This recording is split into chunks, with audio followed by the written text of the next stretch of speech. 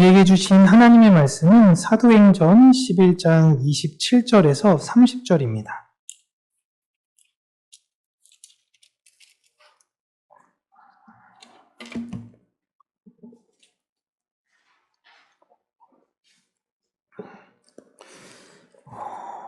제가 가지고 있는 성경은 신약성경 207쪽 사도행전 11장 27절에서 30절 말씀 우리 함께 읽습니다. 그때 선지자들이 예루살렘에서 안디옥에 이르니 그 중에 아가보라 하는 한 사람이 일어나 성령으로 말하되 천하에 큰 흉년이 들리라 하더니 글라우디오 때에 그렇게 되니라. 제자들이 각각 그 힘대로 유대에 사는 형제들에게 부조를 보내기로 작정하고 이를 실행하여 바나바와 사울의 손으로 보내니라. 아멘. 오늘은 형제연합이라는 제목으로 하나님의 말씀을 우리 사랑하는 성도님들과 함께 나누도록 하겠습니다. 율법적으로 볼 때면요, 유대인과 이방인은 절대 어울릴 수 없는 조합입니다. 그러나 오늘 본문에 나오는 이들은 예수 그리스도를 전하며 예수 그리스도를 더 알기 위하여 하나 되기 위해서 그 누구보다도 힘썼던 조직입니다. 그렇게 안디옥 교회의 규모가 점점 커지는 중에 예루살렘에서 선지자들을 파송했더라라는 이야기가 오늘 27절에 나오죠. 그 중에 선지자 중 아가보라는 분이 계시는데 이분이 성령으로 인하여 예언하시기를 천하에 큰 흉년이 있을 것이다 라고 하고 이 흉년, 이 예언이 글라우디오 때에 이루어졌다 라고 기록하고 있습니다. 이것은 아가보 선지자가 예언을 하고 나서 즉각적으로 흉년이 있었던 것이 아니라 2년 혹은 4년의 시간을 가지고 나서 일어났던 일이에요. 이 일을 안디옥 교회는 다른 곳보다 먼저 알게 되었던 것이고 분명히 그 내용을 주변에 있었던 다른 공동체에게도 전했을 것입니다. 준비를 어느 정도 했겠죠. 그런데 이 내용을 예루살렘에 있는 사람들에게는 미치지 못했던 것 같아요. 그곳에 있는 사람들이 어려움에 처하게 되었고 이들이 어려움에 처하게 되었다라는 소식을 들은 안디옥 교회는 왜 우리가 그렇게 이야기했는데 제대로 준비하지 않았느냐라고 그들을 비난하는 것이 아니라 예루살렘 교회, 그의 형제를 위해서 헌금을 모아 보냈던 것입니다. 이런 모습이 여러분 너무 아름다워 보이지 않나요? 우리가 흔히들 선교지라고 하면 파송하고 돈만 보내고 이런 상하적 관계로만 인식하고 있는데 교회가 서로 연합하여 서로의 어려움을 돌보고 있는 것이죠. 처음에는 예루살렘 교회가 안디옥 교회를 견고하기 위해서 힘을 썼습니다. 지금도 선지자들을 그곳에 보낸 이유는 이 선지자라는 의미가 성경에 대해서 바르게 가르쳐 줄 수 있는 사람들이에요. 그러니까 계속 교회가 확장이 되다 보니까 가르쳐 줄 수 있는 사람이 부족해서 예루살렘에서 더 많은 사람들을 이 안디옥 교회로 보냈던 것이죠. 유대인 출신이다, 이방인 출신이다, 이런 게 중요한 것이 아니라 예수 안에서 우리는 연합된 한 형제라는 것을 완전하게 보여주고 있고 이것이 환난을 통해서도 다시금 증명되고 있는 것입니다. 제가 크리스찬들이 그 역량을 하나님을 향한 믿음과 소망을 발휘하는 시기는 평안의 시기가 아니다라고 늘 말씀을 드립니다. 역경과 어려움이 있었을 때에 그들의 사랑과 인내와 평안의 힘이 무엇인지를 크리스찬은 세상에 보여줄 수 있어요. 그렇기에 사실 제가 많이 기도 제목으로 이야기할 때 무서운 게 뭐냐면 우리나라가 하나님의 백성인 나라가 되게 해주세요. 막 이렇게 기도하는 이유는 원론적으로 말하면 우리나라가 망해야 됩니다. 여러분, 개인적으로는 굉장히 비탄한 어려움에 빠져야 돼요. 그래야지 그 사람들의 진가가 나오냐. 크리스찬의 진가가. 기독교는 사실 정치적으로 안정적일 때에 타락했습니다. 모든 역사가 그래요. 여러 안정적인 모습들을 참 볼 때 가슴 아픈 현상들도 많이 있죠. 목회자 분들께서도 북한에 대해서 이야기하면서도 본인들은 왜 세습하려고 하느냐라는 질문을 저한테 종종 하는 교회 다니지 않는 사람들한테 참 뭐라고 이야기하기 민망하기도 하고요. 참. 그러나 교회는 이 땅에서 정치적 안정을 꿈꾸지 않습니다. 교회가 이 땅에서 오직 꿈꾸는 건 하나님 나라를 꿈꾸며 이 땅을 살아가는 거예요. 이 세상을 정치적으로 이렇게 변하면, 경제적으로 이렇게 하면 우리가 세상을 더 아름답게 만들 수 있을 거야 라는 것이 교회의 목표가 아닙니다. 교회의 목표는 한 사람 한 사람이 예수 그리스도를 사랑하며 내가 있는 그 위치 안에서 하나님 나라를 확장해 가며 사는 것입니다. 이런 하나님 나라의 연합을 소망했던 자들의 내용을 잘 드러내는 것이 이 신약에만 있는 것이 아니라 구약에도 있습니다. 시편 133편이 그 대표적인데요. 우리가 함께 읽어보겠습니다. 보라, 형제가 연합하여 동거함이 어찌 그리 선하고 아름다운고, 머리에 있는 보배로운 기름이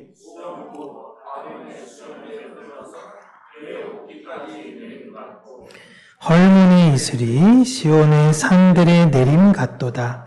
거기서 여호와께서 복을 명령하셨나니 곧 영생이로다. 아멘. 시편 133편은 율법 안에서 연합된 형제가 사랑을 하는 모습이 얼마나 아름다운지를 묘사하고 있습니다.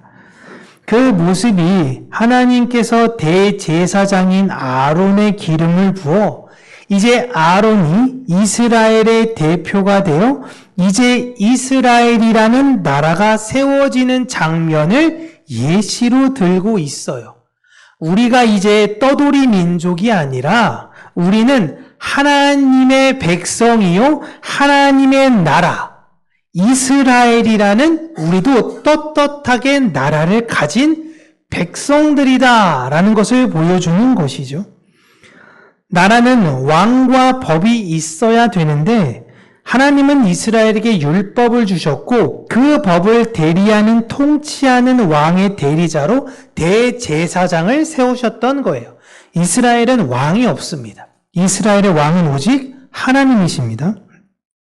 그 하나님의 영향력이 헐몬이라는 아주 높은 산에서의 이슬이 이스라엘의 모든 산에 미치는 것과 같이 하나님의 그 은혜가 모든 하나님의 백성들에게 미치게 되는데 그것이 무엇이냐? 바로 영생이다라는 것입니다.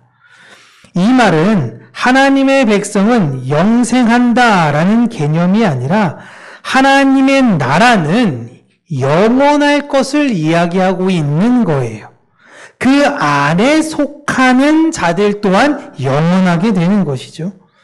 그리고 그 나라에서 서로가 서로를 연합하여 함께하는 자들이 머무는 곳, 그 영생한 자들이 머무는 곳, 바로 연합하여 동거하는 그곳, 그것을 지금 이야기하는 게 시편 133편입니다. 시편 133편은 천국의 모습을 이 땅에서 그려내는 아름다운 교제를 담아내고 있는 시예요. 다윗 왕 시절에도 다윗이 유대인이라고 그들을 더 이스라엘 사람이라고 더 그들을 편애하지 않았습니다. 심지어 다윗이라는 사람은 전쟁을 나가서 많은 것들을 가지고 왔을 때도 전쟁에서 수고한 사람들에게만 더 주지도 않았어요. 우리는 하나님 백성으로 우리가 한 모든 수고는 함께 나누어야 한다라는 것들을 이야기했던 것입니다. 그런데 유대인들은 이 시편의 내용이 율법에 속한 유대인 형제들에게만 해당이 된 것이라고 생각을 했어요.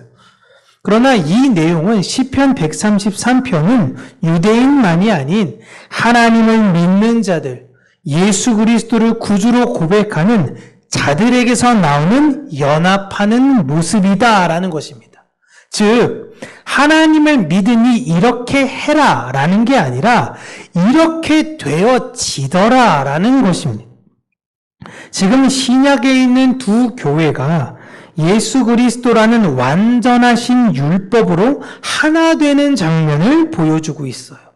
사도 바울이 에베소 교인에게 얘기했죠. 주는 평화다. 막힌 담을 허물러 오신 분이다. 고로 교회는 나는 이렇고 너는 저러니 담을 세우는 게 아니라 우리는 예수께서 담을 부수심과 같이 우리 또한 그 담을 부수어야 한다라는 것을 이야기하고 있습니다.